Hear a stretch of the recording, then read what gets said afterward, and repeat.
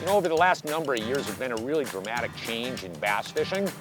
And what I'm talking about is finesse fishing. And you see this across the entire country, no matter where you go. Today, Troy and I are going to talk about finesse techniques and effectiveness, but focus on one extraordinarily simple technique, and it's known as the Ned rig. You know, when you really look at the technique, it seems so extraordinarily simplistic.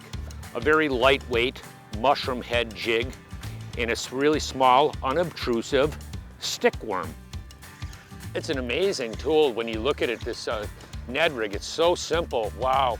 When you really look at it, it really doesn't look like much, but really there's some really key reasons why this bait is so effective. Number one, that lightweight head, so it slows the drop speed. Number two, the stick worm, it's really sort of unobtrusive, but it just sits in the bottom and it doesn't look like much, but when you take it and you pull this bait along the bottom, what happens, it actually rolls the tail up and it's just like waggling like this. It's really appealing to a lot of different species of fish, no question about it. When you look at so many different techniques where you got a lot of attraction and triggering, this is the reverse. Very soft and subtle. Beautiful fish.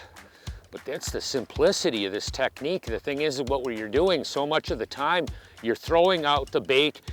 One of the best things to do with it is do nothing. That's the strength of the Ned rig. It's unbelievable. You know, you don't move it around a real lot. The less you do, the more fish you'll catch. We'll get her back in the water.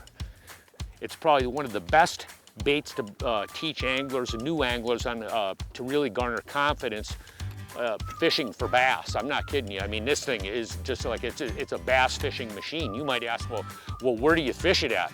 You know what my answer would be? Anywhere. Deep weeds, shallow weeds, rocks, sand flats. And the biggest thing, like some of the best things in life, simple is better. Look at this here. Boy, there's a real one. I think we're on the mega school of big boys. No, ooh, that's a biggie. And Troy has a comparable smallmouth on. Look at the size of these things.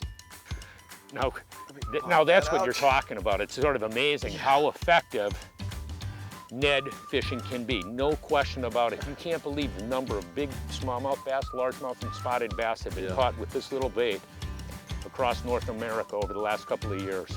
We should get these whoppers back. Yeah, we're on the school. We got to make another cast. There's more of them. Let's get them back.